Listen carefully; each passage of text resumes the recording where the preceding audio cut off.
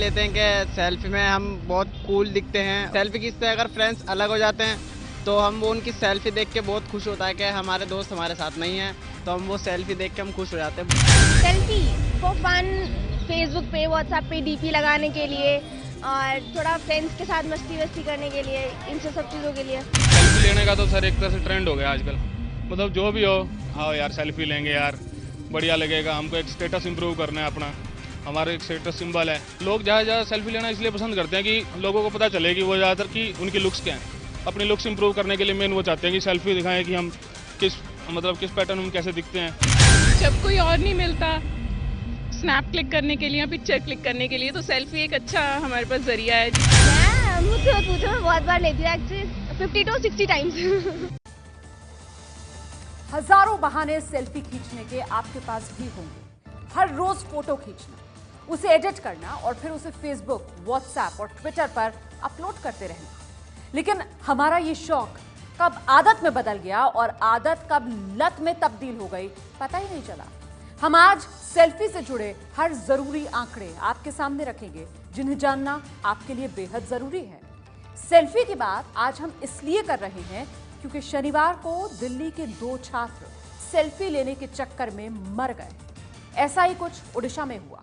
जब हम आपके लिए ये रिपोर्ट बना रहे थे, उसी दौरान रात के वक्त खबर आई कि कानपुर में भी सेल्फी के चक्कर में एक घर का चिराग बुझ गया। आपके घर में भी बच्चे होंगे, वो भी सेल्फी लेते होंगे, इसीलिए आज हमारी ये रिपोर्ट देखना हर मम्मी पापा के लिए बेहद जरूरी है।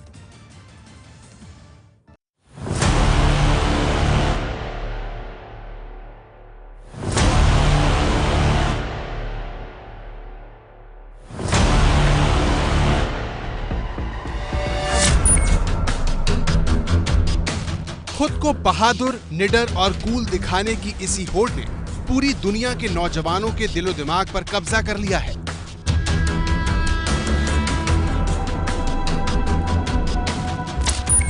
दिल्ली के यश और शुभम को भी ऐसी ही खतरनाक सेल्फी खींचने का शौक था। उनकी ये प्यास उन्हें मौत के दरवाजे तक ले गई। नतीजा ये हुआ कि 2 घरों के चिराग हमेशा हमेशा के लिए बुझ गए। रेलवे ट्रैक पर ही वो खड़े हो जाते थे और जैसे ही ट्रेन आ रही होती थी, उसके बेहद कुछ चंद सेकंड पहले वो रेलवे ट्रैक से दूसरी तरफ कूदते थे।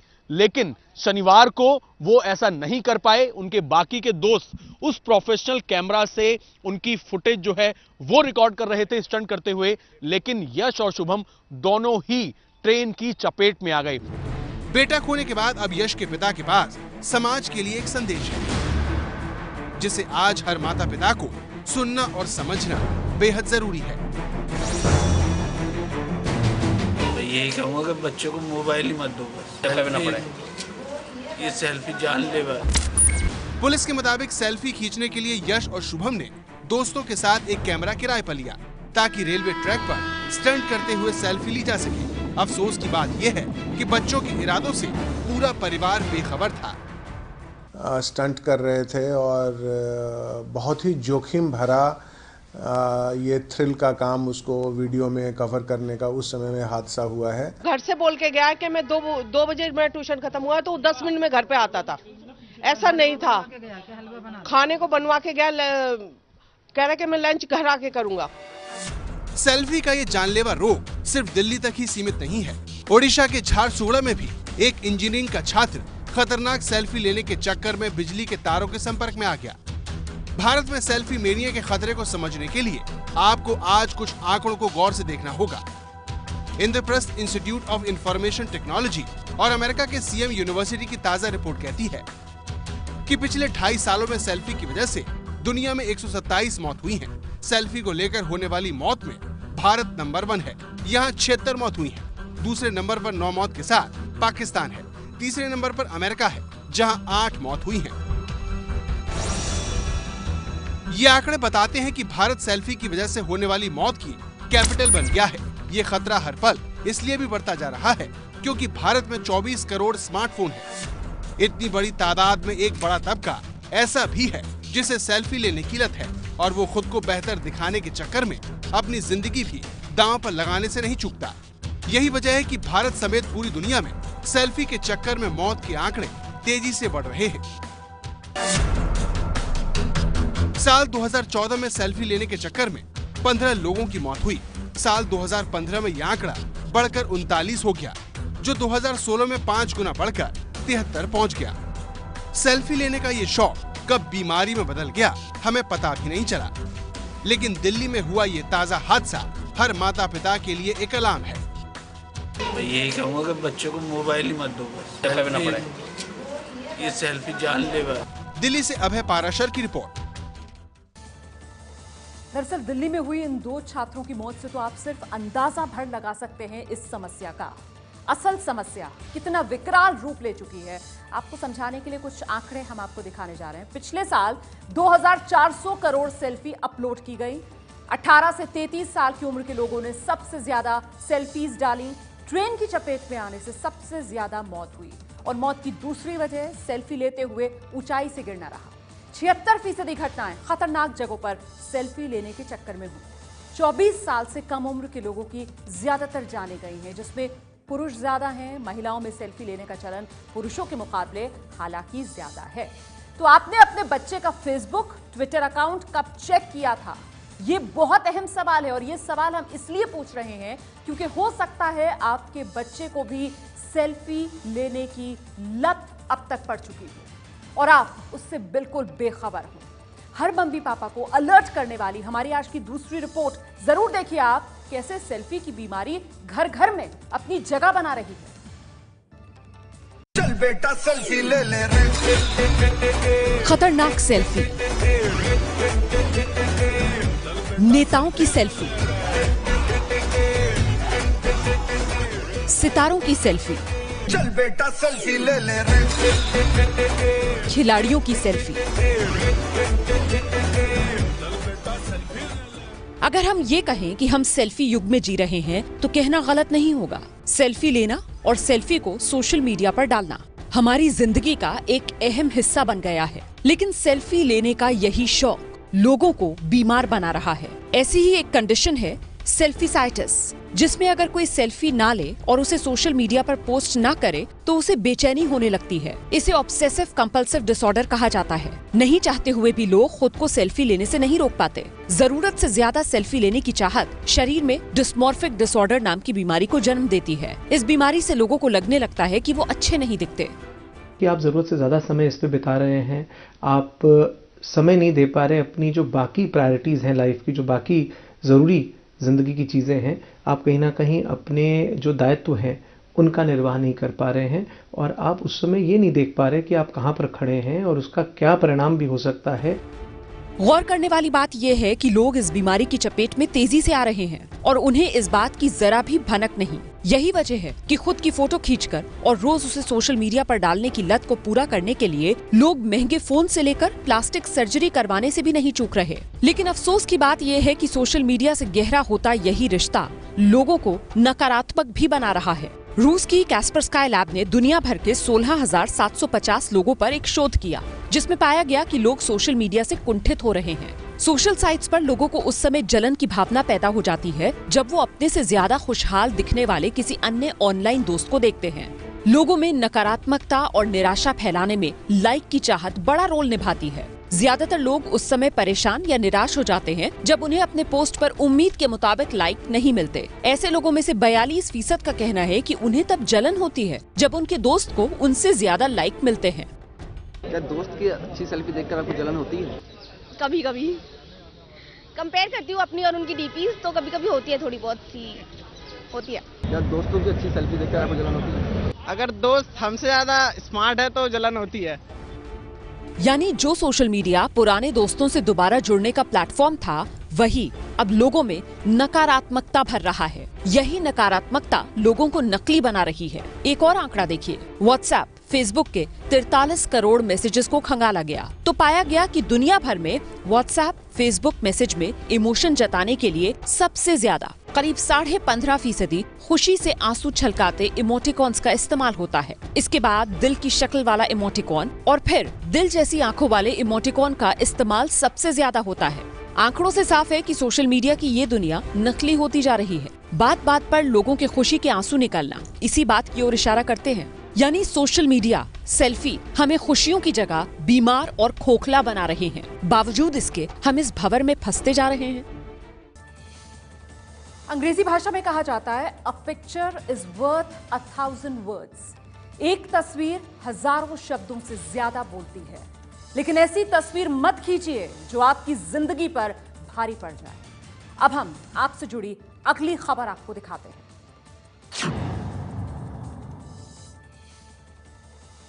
तो सोशल मीडिया के बाद खबर उस रियल समाज और सिस्टम की जहां बलात्कार हो जाए तो कहा जाता है कि लड़कों से गलतियां हो जाती हैं। रात में बाहर निकलेंगी तो यही तो होगा, जरूर छोटे कपड़े पहने होंगे, लड़कों के साथ घूमती होगी और न जाने क्या क्या फप्तियां कसी जाती हैं।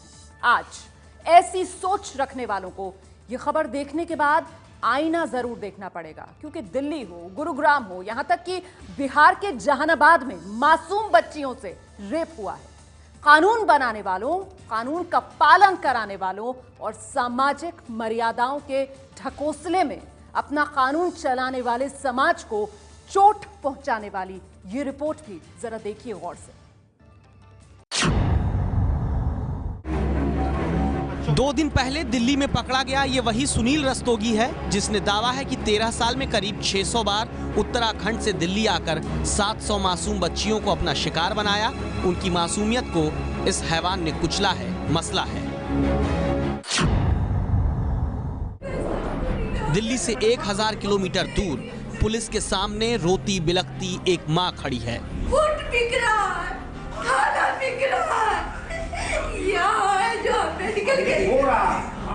आरोप है कि इस मां के कलेजे के टुकड़े इनकी बेटी के साथ स्कूल के ही 4 शिक्षकों ने बलात्कार किया। लास्ट में मेरी बेटी उन लोग का शिकार हो गई। अब नॉर्मल के कारण गलत फायदा वो लोग उठा ले। भगवान न करे, लेकिन अब आपके मन में अगर ये बात आ गई हो कि बच्चियों से रेप की वारदात दूर दराज के इलाकों और कानून के हाथों से दूर की जगहों पर होते हैं, तो आप गलतफहमी में कतई मत रहिए, क्योंकि दिल्ली के पास गुरुग्राम में तो नेशनल सिक्योरिटी गार्ड यानी एनएसजी के कैंपस के भीतर ही पार्क में एक 4 साल की बच्ची से गंदा काम किया गया। उसके फादर ने जो है मामला दर्ज कराया है, जो 6 पॉक्सो एक्ट में केस रजिस्टर कर दिया गया है और मामले की छानबीन चल रही है। यानी ना दिल्ली जैसा बड़ा शहर बच्चियों के लिए सुरक्षित है, ना जहानाबाद जैसे शहर में एक स्कूल बेटियों के लिए महफूज है, ना ही एनएसजी कैंपस जैसी बेहद कड़ी सुरक्षा वाली जगह पर बच्चियां बलात्कारियों की बुरी नजर से बच पा रही हैं। बचेंगी भी कैसे, क्योंकि अब जो बात आपको बताएंगे वो सुनने में तीखी लेकिन 100% सच है। देश में हर 48 मिनट में एक बच्ची से बलात्कार हो जाता है। 2010 से 2014 के बीच बच्चियों से रेप के मामले 150% बढ़े हैं। 2015 में बच्चियों से अपराध के 95,000 केस सामने आए, जिनमें से 2015 में बच्चियों से रेप के 10,854 मामले हैं। देश में बच्चों के साथ हो रही घिनौनी वारदातों पर लगाम कसने के लिए साल 2012 में पॉक्सो कानून बनाया गया, ताकि बच्चों के साथ हो रहे यौन शोषण के मामले रोके जा सकें। लेकिन इसके तहत पहला मामला दर्ज होने में ही 2 साल लग गए। इसका सीधा सा मतलब यही है कि बच्चों के साथ हो रहे अपराध पर काबू करने में सिस्टम की सुस्त सोच भी जिम्मेदार है। संसद में पेश किए गए आंकड़ों के मुताबिक अक्टूबर 2014 तक पॉस्को के तहत दर्ज 6,816 एफआईआर में से सिर्फ 166 में ही सजा मिल पाई, यानी 3% से भी कम केस में सजा मिली। 2015 की बात करें तो पॉस्को एक्ट के तहत 20,935 मामले अदालत में ट्रायल के लिए तो पहुंचे, लेकिन 90% मामले अब तक पेंडिंग हैं। कुछ साल पहले तक कहा जाता था कि माता पिता लोक लाज के डर से अपने बच्चों के साथ हुई घिनौनी हरकत पर कानून की मदद नहीं लेते, घर में डर कर बैठ जाते हैं। ये मिथक हाल में टूटा है, लेकिन अब इंसाफ मिलने में हो रही देरी फिर बच्चों के साथ हो रहे अन्याय को बढ़ावा दे रही है। तो बचपन के रिश्ते जख्म से अपने बच्चों को बचाने की जिम्मेदारी आपकी भी है, और हमारी कोशिश ये है कि आपको सावधान कर सकें। वो हर जानकारी आपको दे सके जिससे आप अपने बच्चों की मुस्कान जिंदगी भर के लिए सहेज सकें, सुरक्षित रख सकें। क्योंकि नेशनल क्राइम रिकॉर्ड ब्यूरो के आंकड़े कहते हैं 2015 में 6 साल तक की बच्चियों से रेप के 306 केस दर्ज हुए। 6 साल से 12 साल तक की उम्र की बच्चियों से बलात्कार के 1008 मामले सामने आए। पॉक्सो एक्ट यानी बच्चों से यौन शोषण के 95% मामलों में आरोपी कोई और नहीं बल्कि कोई अपना ही निकला। 2015 में ऐसे ही बच्चों के यौन शोषण के 929 केस में खून के रिश्ते का ही आरोपी पता चला है। बच्चों से गंदा काम करने के 3149 मामलों में आरोपी पड़ोसी निकला है। और अब हम आपको कल की सबसे बड़ी सियासी खबर आज ही बताने जा रहे हैं। यूपी में समाजवादी पार्टी से कांग्रेस के गठबंधन को लेकर सारे सवालों का जवाब देने वाली ये एक्सक्लूसिव रिपोर्ट, एबीपी न्यूज की एक्सक्लूसिव रिपोर्ट देखिए। पिता मुलायम से झगड़े के बाद अखिलेश यादव को साइकिल चुनाव चिन्ह मिलते ही एबीपी न्यूज ने सबसे पहले आपको बताया था कि अब कांग्रेस से यूपी में गठबंधन किसी भी पल तय है। आज पहले इस बात की मुहर यूपी में कांग्रेस के प्रभारी गुलाम नबी आजाद ने लगाई। हमने बता दिया कि अलायंस होगा विद इन नेक्स्ट 24 आवर और 48 आवर्स। इसके बाद अखिलेश यादव ने एबीपी न्यूज से बात करते हुए कहा कि कांग्रेस से गठबंधन पर बात चल रही है। रामगोपाल यादव ये बातचीत कर रहे हैं, लेकिन कांग्रेस से गठबंधन के फैसले का ऐलान लखनऊ से होगा। हमारी खबर पर तीसरी मुहर लगाई कांग्रेस की यूपी में सीएम पद की उम्मीदवार शीला दीक्षित ने। अखिलेश इस वक्त मौजूदा चीफ मिनिस्टर हैं, तो नेचुरली उनकी अहमियत होगी। मैं नहीं समझती हूँ कि दो मुख्यमंत्री के चेहरे हो सकते हैं, इसलिए मैंने पहले ही कह दिया था कि यदि गठबंधन होता है तो मैं अपने आप को विड्रॉ करती। एबीपी न्यूज आपको रखे आगे सिर्फ कहता ही नहीं बल्कि निभाता भी है। इसीलिए एबीपी न्यूज आपको वो फार्मूला बताने जा रहा है जिसके तहत राहुल गांधी और अजीत सिंह अखिलेश यादव के साथ मिलकर उत्तर प्रदेश में चुनाव लड़ने की तैयारी कर रहे हैं। उत्तर प्रदेश में विधानसभा की 403 सीटें हैं, जिसमें 76 सीटें ऐसी हैं जहां कांग्रेस और आरएलडी 2012 के चुनाव में समाजवादी पार्टी से आगे थी। इन 76 सीट में 56 ऐसी थीं जहां कांग्रेस 2012 में समाजवादी पार्टी से आगे थी। इन 56 सीटों में 28 सीटों पर कांग्रेस 2012 में जीती थी, 26 सीटों पर कांग्रेस समाजवादी पार्टी से आगे थी, 2 सीटें ऐसी थीं जहां समाजवादी पार्टी ने चुनाव नहीं लड़ा था, 20 सीटें ऐसी थीं जहां अजीत सिंह की पार्टी आरएलडी समाजवादी पार्टी से आगे रही। ऐसे में कांग्रेस को अब 85 से 90 सीट अखिलेश यादव दे सकते हैं। अजीत सिंह को 20 से 22 सीट मिल सकती है। जेडीयू भी महागठबंधन में साथ रहकर 2 से 3 सीट पा सकती है, यानी कुल 110 से 115 सीटें अखिलेश यादव महागठबंधन को दे सकते हैं।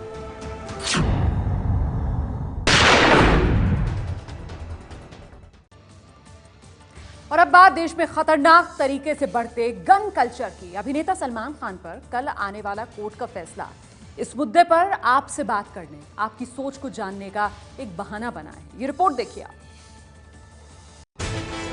18 साल पुराने आर्म्स एक्ट के मामले में सलमान खान के खिलाफ जोधपुर की अदालत में कुछ ही घंटे बाद फैसला आना है। 1998 में राजस्थान के जोधपुर में चिनकारा शिकार केस में उन पर आर्म्स एक्ट के तहत भी केस दर्ज हुआ था। आर्म्स एक्ट 1956 और 1962 के तहत भारत में नागरिकों को बंदूकों के लाइसेंस मिलते हैं। कानूनी सजा पाए अपराधी, समाज के लिए खतरा माने जाने वाले लोग और 21 साल से छोटे लोगों को लाइसेंस नहीं देने का नियम है। कम से कम सजा 3 साल और अधिकतम 7 साल है। अदालत का फैसला सलमान खान पर जब आएगा, पूरी खबर सबसे पहले आप तक पहुंचाएंगे। लेकिन आज हम आपको बताना चाहते हैं कि देश दुनिया में गन कल्चर कितना खतरनाक हो चुका है। कुछ दिनों पहले की तस्वीरें देखिए। पंजाब के बठिंडा में महीने भर पहले ही एक सिरफिरे ने शादी समारोह में डांस कर रही लड़की को गोली मार दी। नवंबर में हरियाणा के करनाल में साध्वी देवा ठाकुर ने डीजे की धुन पर बंदूक चलाई, एक महिला की मौत हो गई। शादियों के मौसम में झूठी शान के लिए फायरिंग में बेगुनाहों के मारे जाने की ऐसी तस्वीरें तो आम हैं। ये तस्वीरें इसलिए और डराती हैं क्योंकि भारत में भी हथियारों के लिए दीवानगी बढ़ रही है। सरकारी आंकड़ों के मुताबिक भारत में 100 में से 4 लोगों के पास लाइसेंसी हथियार हैं। लेकिन इससे बड़ा खतरा अवैध हथियार बन रहे हैं, जो एक अनुमान के मुताबिक भारत में लाइसेंसी हथियारों से 400 गुना से ज्यादा है। अमेरिका में तो बंदूक की मुश्किल इतनी बड़ी है कि राष्ट्रपति चुनाव में ये एक बड़ा मुद्दा रहा। अमेरिका में दिसंबर 2012 से अब तक बंदूक से भीड़ को निशाना बनाने की कुल 998 घटनाएं हो चुकी हैं, जिनमें 1105 लोग मारे जा चुके हैं। पिछले साल जून में ऑरलैंडो में नाइट क्लब में हुई एक सिरफिरे की गोलीबारी याद कीजिए, जिसमें 50 लोग मारे गए थे और इतने ही जख्मी हुए थे। दरअसल अमेरिका में संविधान ही नागरिकों को बंदूक रखने का अधिकार देता है। यही फसाद की जड़ बन गई है। 2007 के आंकड़ों के मुताबिक अमेरिका में 100 में से लगभग 88 लोगों के पास हथियार है। भारत में भी अमेरिका की बंदूक संस्कृति हावी ना हो, इसके लिए जरूरी है कि सरकार इसके लाइसेंस की प्रक्रिया और कड़ी करे और गृह उद्योग की तर्ज पर पनप रहे अवैध हथियारों के कारखानों पर लगाम कसे।